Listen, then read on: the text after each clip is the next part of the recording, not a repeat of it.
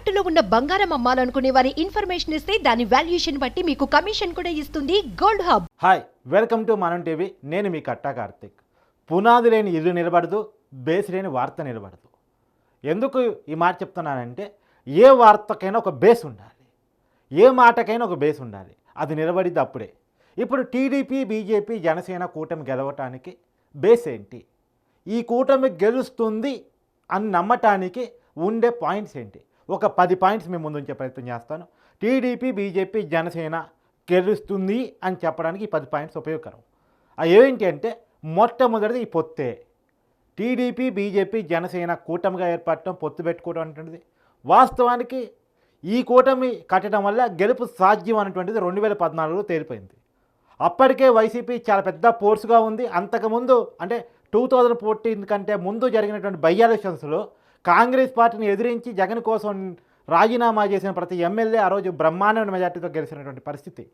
జగన్కి sympathy plus wave కలిసి వస్తున్న పరిస్థితి. ఆ టైంలో ఈ కూటమి 2014లో జగన్మోహన్ రెడ్డిని ఓడించి టీడీపీ ప్రభుత్వాన్ని, అంటే టీడీపీ, బీజేపీ, జనసేన ప్రభుత్వాన్ని ఏర్పడటానికి కారణమైంది ఈ పొత్తు. కాబట్టి ఇప్పుడు 2019కి వచ్చేసరికి ఈ పార్టీలన్నీ విడిపోయినాయి. మొత్తానికి టీడీపీ ఒంటరిగానే, జనసేన ఒంటరిగానే, బీజేపీ ఒంటరిగానే పోటీ చేశాయి. జనసేన లెఫ్ట్ పార్టీలతో కలిసి బీఎస్పీతో కలిసి పోటీ చేసింది. ఈ ఒంటరిగా పోటీ చేయడం వల్ల 2019 ఎన్నికల్లో ఓడిపోయారు. 2024కి వచ్చేసరికి మళ్ళీ వీళ్ళంతా కలుస్తున్నారు.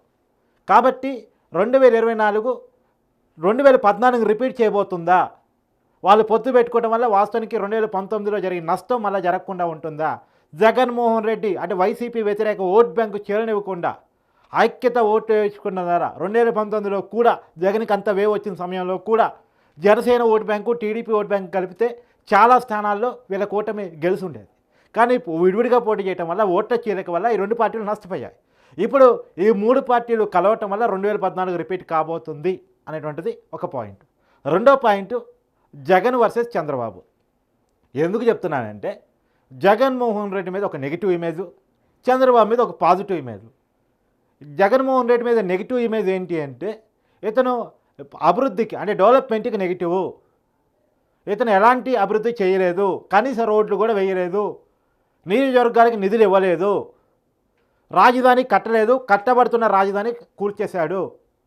ఇతను కూల్చేవాడు, కేసులు పెట్టేవాడు, కక్ష సాధింపు చేసేవాడు తప్ప 2 పరిశ్రమలు తీసుకొచ్చేవాడు, అభివృద్ధి చేసేవాడు కాదు అనేటువంటిది జగన్మోహన్ రెడ్డి మీద వస్తున్నటువంటి ఇమేజ్. చంద్రబాబు మీద ఉన్నటువంటి పాజిటివ్ ఇమేజ్ ఏంటంటే, ఇతను అభివృద్ధి ప్రదాత, అభివృద్ధి చేస్తాడు. కాబట్టి ఇతనికి అధికారం ఇస్తే ఏదో ఒకటి చేసి చూపిస్తాడు. ఏపీ కష్టాల్లో ఉంది, నష్టాల్లో ఉంది, అప్పుల్లో ఉంది. సో ఏపీ గట్టెక్కాలంటే సీనియారిటీ, అవగాహన, విజన్ ఉన్నటువంటి చంద్రబాబు అవసరం అనేటువంటి. సో చంద్రబాబు వర్సెస్ జగన్ ప్రచారం వల్ల అది ఈ కూటమి గెలవడానికి ఉండేటువంటి ప్లస్ పాయింట్స్లో రెండో పాయింట్. మూడో పాయింట్ వచ్చేసరికి జాబ్ కావాలంటే బాబు రావాలి. వాస్తవానికి గత 5 సంవత్సరాల కాలంలో వైసీపీ ప్రభుత్వం ఇచ్చిన ఉద్యోగాలు ఏమీ లేవు అనేటువంటిది టీడీపీ, జనసేన, బీజేపీ కూటమి చేస్తున్నటువంటి ప్రధాన ఆరోపణ. వాలంటీర్ల ఉద్యోగాలుగా చూపించుకుంటుంది, కానీ వాళ్ళకి ఇస్తున్నటువంటి శాలరీ 5,000 కంటే తక్కువ. కాబట్టి అది జాబ్గా తీసుకోలేము. కాబట్టి ఈ ప్రభుత్వం ఎలాంటి నోటిఫికేషన్లు ఇవ్వలేదు, జాబ్ క్యాలెండర్ ప్రకటించలేదు, ఎలాంటి ఉద్యోగాలు ఇవ్వలేదు, ప్రత్యేకించి కంపెనీలు ఏమీ తీసుకురాలేదు. ఐటీ కంపెనీ ఒక్కటి కూడా ఏపీకి రాలేదు. ఉన్న కంపెనీలు ఏపీ నుంచి వెళ్ళిపోయాయి. సో ఇతను నెగిటివ్ ఫ్యాక్టర్ జగన్మోహన్ రెడ్డికి ఉన్నాయి కాబట్టి ఉన్న కంపెనీలు కక్ష సాధింపు వాళ్ళు వెళ్ళిపోయాయి, కొత్త కంపెనీలు ఏవి రాలేదు, ఆ ప్రయత్నం కూడా జరగలేదు. కాబట్టి ఏపీలో ఉద్యోగ కల్పన జరగలేదు, ఏపీ నుంచి బయటకు వలసలు పోతున్నాయి. కాబట్టి జగన్మోహన్ రెడ్డిని కనుక ఓడించగలిగితే, చంద్రబాబును మళ్ళీ తెచ్చుకోగలిగితే, చంద్రబాబు కంపెనీని ఆకర్షిస్తాడు, ఇండస్ట్రియల్ ఫ్రెండ్లీ ఉంటాడు, డెవలప్మెంట్ ప్రో ఉంటాడు. కాబట్టి కంపెనీలు వస్తాయి. అప్పట్లో కియా వచ్చింది, అలాంటి కంపెనీలు మళ్ళీ తీసుకురాగలడు. ఏమైనా సాఫ్ట్వేర్ కంపెనీలు కూడా తీసుకురాగలడు. ఎందుకంటే హైదరాబాద్లో సైబర్ టవర్ కట్టడంలో చంద్రబాబు పాత్ర చాలా కీలకమైంది. కాబట్టి అలాంటి అభివృద్ధి కావాలి అంటే చంద్రబాబు అధికారంలోకి రావాలి, బాబు వస్తే జాబ్ వస్తుంది అంటే ప్రచారం కూడా ఈ కూటమి విజయానికి పనికి వచ్చేటువంటి మూడో పాయింట్.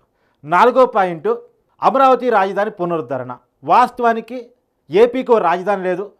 విభజిత ఆంధ్రప్రదేశ్ 2014లో ఆంధ్రప్రదేశ్, తెలంగాణ 2గా విభజన తర్వాత ఆంధ్రప్రదేశ్ రాష్ట్రానికి ఒక రాజధాని లేదు.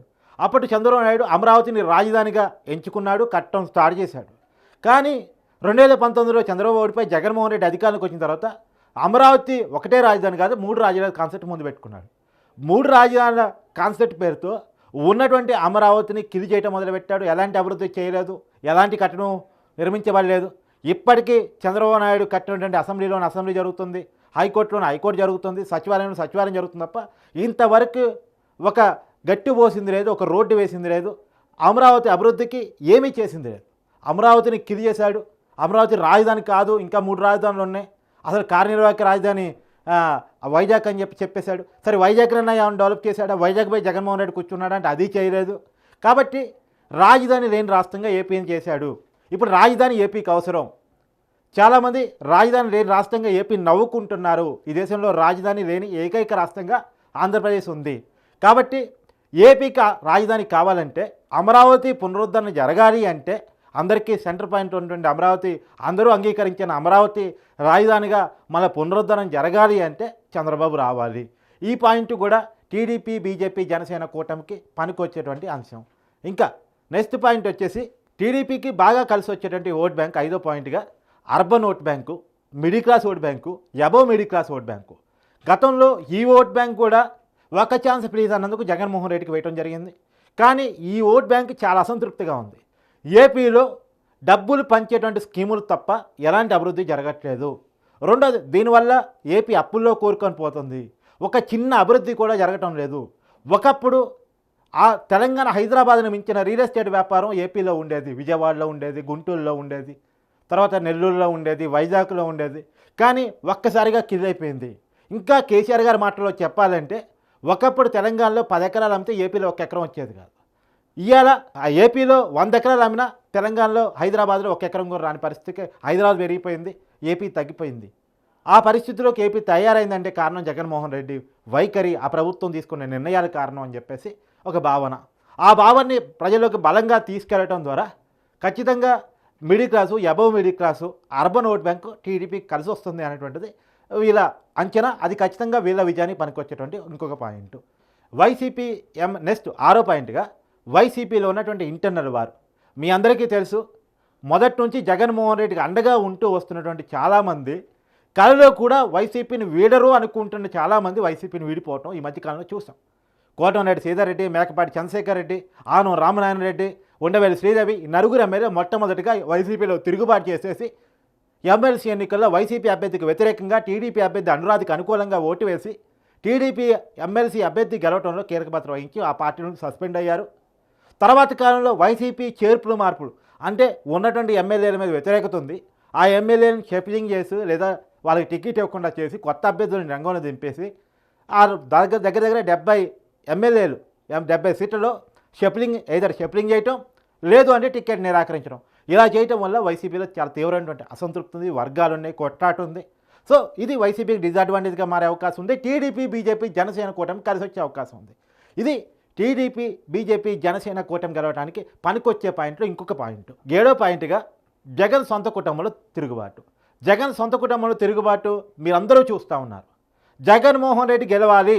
జగన్మోహన్ రెడ్డి జైల్లో ఉన్నప్పుడు వైసీపీ కోసం పాదయాత్ర చేసినటువంటి జగనన్న వదిలిన బాణం అని చెప్పుకున్నటువంటి వైఎస్ షర్మిల ఇవాళ తిరుగుబాపుట ఎగరేసి కాంగ్రెస్ పార్టీ ప్రెసిడెంట్గా ఏపీలో జగన్మోహన్ రెడ్డిని ఓడించడం కోసం బై బై జగనన్న అంటూ తిరుగుతుంది. ఒకప్పుడు బై బై బాబు అని నినాదం ఇచ్చిన షర్మిలమ్మ ఇవాళ బై బై జగనన్న అని నినాదం ఇస్తుంది. ఇంకొక చెల్లి వైఎస్ వివేకానంద రెడ్డి గారి కూతురు, నా తండ్రిని చంపిన వాళ్ళకి జగన్మోహన్ రెడ్డి ఆశ్రయం ఇస్తున్నాడు, ఈ జగన్మోహన్ రెడ్డి పార్టీని, వైసీపీని ఓడించండి అని చెప్పేసి వైఎస్ సునీత ప్రెస్ మీట్ పెట్టి మరీ చెప్పారు వైసీపీ పార్టీకి ఓటు వేయొద్దు అని చెప్పేసి. సో సొంత కుటుంబంలో వచ్చినటువంటి తిరుగుబాటు, ఈవెన్ విజయమ్మ కూడా షర్మిలాతో ఉందా జగన్తో ఉందా అర్థం కానటువంటి పరిస్థితుల్లో ఆమె ఉన్నారు. ఆమె వైసీపీ గౌరవరక్ష పోస్ట్ నుంచి తప్పుకున్నారు. కాబట్టి సొంత కుటుంబంలో తిరుగుబాటు అనేటువంటిది, అంటే సొంత కుటుంబాన్ని చూసుకోలేనోడు, సొంత చెల్లిని తల్లిని చూసుకోలేనోడు ఇప్పుడు రాష్ట్రాన్ని నేను చూస్తానటువంటి ఒక భావన ప్రజల్లోకి పోవడానికి ఒక పాయింట్ అయింది. కాబట్టి వాళ్ళే షర్మిల తిరుగుబాటు. రెండోది, షర్మిల కనుక వైసీపీ ఓటు బ్యాంకుని కాంగ్రెస్ వైపు ఆకర్షించడం మొదలెడితే, ఎందుకంటే కాంగ్రెస్ ఓటు బ్యాంకే వైసీపీ ఓటు బ్యాంకు. ఒకప్పుడు కాంగ్రెస్ ఓటు బ్యాంక్ బలంగా ఏపీలో ఉండేది కాంగ్రెస్. ఆ కాంగ్రెస్ పార్టీ రాష్ట్ర విభజన తర్వాత కిందైపోయి అది వైసీపీ ఓటు బ్యాంక్గా మారిపోయింది రాజశేఖర రెడ్డి గారి సింపతితోటి. సో ఆ ఓటు బ్యాంకుని తిరిగి రాజశేఖర రెడ్డి గారి కూతురుగా షర్మిల ఏ మేరకు ఆకర్షించగలిగినా ఆ మేరకు వైసీపీకి నష్టమే. కాబట్టి సొంత కుటుంబంలో తిరుగుబాటు అనేటువంటిది ఖచ్చితంగా వైసీపీకి డిసడ్వాంటేజ్, టీడీపీ బీజేపీ జనసేన కూటమికి అడ్వాంటేజు. 8వ పాయింట్గా మనం చెప్పేది ఏంటంటే పోలవరం ప్రాజెక్టు కట్టడంలో వైసీపీ నిర్లక్ష్యం. పోలవరం ప్రాజెక్టు ఆ రోజు జగన్మోహన్ రెడ్డి గారు చెప్పింది ఏంటి అంటే 2021 నాటికి వాటర్ ఇస్తాము, తర్వాత అది 2023కి అయింది, 2024 కూడా అయింది, ఇప్పటి వరకు వాటర్ ఇచ్చిన పాపాన లేదు. 2021లోనే పోలవరం ప్రాజెక్ట్ ఓపెన్ అవుతుందని చెప్పినటువంటి ఆ రోజుల్లోనే పొలాలకు నీరిస్తా అని చెప్పినటువంటి జగన్మోహన్ రెడ్డి గారు ఈ రోజు వరకు ఆ ప్రాజెక్ట్ కంప్లీట్ చేయలేదు అని జగన్మోహన్ రెడ్డి గారు కేంద్రం నుంచి నిధులు తీసుకురావడంలో వైఫల్యమయ్యారు, పోలవరం ప్రాజెక్ట్ కంప్లీట్ చేయడంలో వైఫల్యమయ్యారు. ఒకవైపు చంద్రబాబు హయాంలో వేగంగా కంప్లీట్ అయినటువంటి పోలవరం ప్రాజెక్టు అంటే 80% వరకు కంప్లీట్ అయిన ప్రాజెక్టు కేవలం 20% పూర్తి కావడానికి ఇన్నాళ్ళు పట్టిందా? ఎందుకు పోలవరం ప్రాజెక్టు పూర్తి కాలేదు? మీరు చెప్పిన డేట్లే కదా. అంబటి రాంబాబు గారు ప్రెస్ మీట్ పెట్టి చెప్పిన డేట్లు 2021 అన్నారు, 22 అన్నారు, 23 అన్నారు, 24 వచ్చేసింది, కానీ పోలవరం ప్రాజెక్టు పూర్తి కాలేదు, వాటర్ పొలాలకు అందలేదు అంటేనే వైసీపీ ప్రభుత్వ నిర్లక్ష్యం, వాళ్ళు పోలవరం పట్ల పెట్టిన శ్రద్ధ అర్థమవుతుంది. కాబట్టి పోలవరం ప్రాజెక్టు పూర్తి చేయడంలో ఉన్నటువంటి నిర్లక్ష్యం ఏదైతే ఉందో అది ఈస్ట్ వెస్ట్ గోదావరిలో చాలా ప్రభావం చూపబోతుంది ఓటు బ్యాంక్ మీద. అది వైసీపీ వ్యతిరేక ఓటు బ్యాంక్గా మారబోతుంది. ఈవెన్ కృష్ణా గుంటూరు జిల్లాల్లో ఉత్తరాంధ్రలో కూడా అంటే జగన్మోహన్ రెడ్డి ఒక ప్రాజెక్టే కట్టలేకపోయాడు, 5 సంవత్సరాలు అధికారం ఇస్తానంటే ఒక నెగిటివ్ పాయింట్ ఆ పార్టీకి డిసడ్వాంటేజ్గా, టీడీపీ బీజేపీ జనసేన కూటమికి అడ్వాంటేజ్గా, మళ్ళా పోలవరం ప్రాజెక్ట్ పూర్తి కావాలంటే చంద్రబాబు అధికారంలోకి రావాల్సిందే అని చెప్పేసి ఒక ప్రచారానికి ఉపయోగపడే పాయింట్గా చెప్పుకోవాలి. 9వ పాయింట్ కమ్మ కాపు బీసీ కాంబినేషన్. ఈ కాంబినేషన్ ఎలా చెప్తున్నానంటే సహజంగా కమ్మకి కాపులకి గ్యాప్ ఉంది, అది వంగవీటి రంగగారి అచ్చకా నుంచే గ్యాప్ ఉంది. తర్వాత బీసీలకి కాపులకి గ్యాప్ ఉంది. కానీ బీసీ ఓట్ బ్యాంక్ టీడీపీకి ప్రధానం, కాపు ఓట్ బ్యాంక్ జనసేనకి ప్రధానం, కమ్మ ఓట్ బ్యాంక్ టీడీపీకి ప్రధానం. కమ్మలు ఖచ్చితంగా టీడీపీతోనే ఉంటారు, బీసీలు స్టాండర్డ్ ఓట్ బ్యాంకు అది టీడీపీకి. కానీ ఈ కొంత పోయినసారి మాత్రం కొంత ఆ బీసీ ఓట్ బ్యాంకులో కూడా కొంత చీరకు వచ్చేసి అది వైసీపీకి పోయింది. వైసీపీ 151 సీట్లు వచ్చాయంటే కొంత బీసీ ఓట్ బ్యాంక్ కూడా వైసీపీ పోయింది. కానీ జగన్మోహన్ రెడ్డి 5 సంవత్సరాల కాలంలో అవలంబించిన వైఖరి వల్ల అంటే యాంటీ డెవలప్మెంట్ వైఖరి కావచ్చు, లేదా కక్ష సాధింపు వైఖరి కావచ్చు, ఇట్లా రకరకాల ఫ్యాక్టర్స్ వల్ల ఒక నెగిటివ్ ఫీలింగ్ వల్ల ఆ బీసీలంతా కూడా, రెండోది ఒక బీసీ ప్రధాని అంటే నరేంద్ర మోడీ చరిస్మా వల్ల, రెండోది హిందుత్వ భావజాలం వల్ల ఈ కూటమి వైపు వచ్చే అవకాశం ఉంది. సో బీజేపీతో పొత్తు పెట్టుకున్న టీడీపీ వైపు ఆల్రెడీ టీడీపీతో ఉన్నటువంటి బీసీ సెక్షన్ మళ్ళీ మొత్తంగా టీడీపీ వైపు అనే అవకాశం ఉంది. కాపులను జనసేన పట్టుకొచ్చి అట్లాగూ కాంబినేషన్ చేస్తుంది. ఖచ్చితంగా కమ్ము కాపు బీసీ కాంబినేషన్ అటువంటిది ఈ కులాల సమీకరణ అనేటువంటిది ఖచ్చితంగా గెలిపిస్తుంది. ప్రత్యేకించి కాపులు బీసీలు కలిస్తే east west Uttarandhra clean sweep అయ్యే అవకాశం ఉంటుంది. రెండోది ఈ ఏరియాల్లో టీడీపీకి బలం ఉంది, జనసేనకి కొంత బలం ఉంది. సో ఈ బలాలు కలిస్తే ఖచ్చితంగా ఈ కూటమికి అడ్వాంటేజ్ అయ్యే అవకాశం కనపడుతూ ఉంది. కాబట్టి ఈ కాంబినేషన్ అనేటువంటిది ఈ కూటమి గెలుపుకి ఉపయోగపడేటువంటి ఒక అంశం. 10వ పాయింట్గా ఈస్ట్ వెస్ట్లో ఉత్తరాంధ్రలో వైసీపీ మీద వ్యతిరేకత, టీడీపీ జనసేన బీజేపీ మీద అనుకూలత. ఇందాక నేను చెప్పిన పాయింట్కి ఇది అనుసంధానమే. వాస్తవంగా ఏంటంటే 2019లో జనసేన విడిగా టీడీపీ విడిగా పోటీ చేసినప్పుడు ఆ విడివిడిగా పోటీ చేయటం వల్ల నష్టపోయింది ఎక్కడ అంటే ఎక్కువగా ఈస్ట్ వెస్ట్లోను ఉత్తరాంధ్రలోను.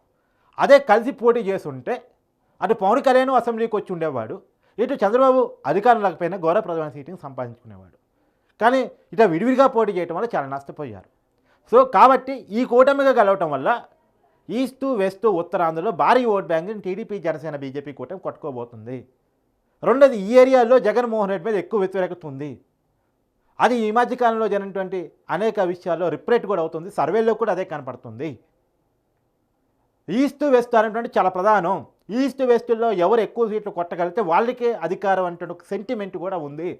కాబట్టి ఈస్ట్ వెస్ట్లో టీడీపీ జనసేన కలిసిన తర్వాత ఆ ప్రభావం చాలా తీవ్రంగా ఉండే అవకాశం ఉంది. ఖచ్చితంగా ఈ జిల్లాల్లో కొద్ది సీట్లకు మాత్రమే clean sweep TDP BJP Janasena చేస్తా నేను అన్నాను, కానీ దాదాపుగా ఎక్కువ స్థానాలు టీడీపీ బీజేపీ జనసేన వైపు వచ్చే అవకాశం ఉంది. గతంలో ఈ సీట్లన్నీ వైసీపీకి వచ్చినవే. కాబట్టి వైసీపీకి వచ్చినటువంటి ఇప్పటికీ రాయలసీమలో కొంత వైసీపీకి బలం ఉంది కొన్ని జిల్లాల్లో, కానీ ఉత్తరాంధ్ర ఈస్ట్ వెస్ట్లో మాత్రం ఆ పార్టీకి గ్రాఫ్ పూర్తిగా పడిపోయింది వైసీపీకి. అది టీడీపీ బీజేపీ జనసేనకి కలిసి వచ్చేటువంటి ఒక 10వ పాయింట్గా చెప్పుకోవాలి. Thank you.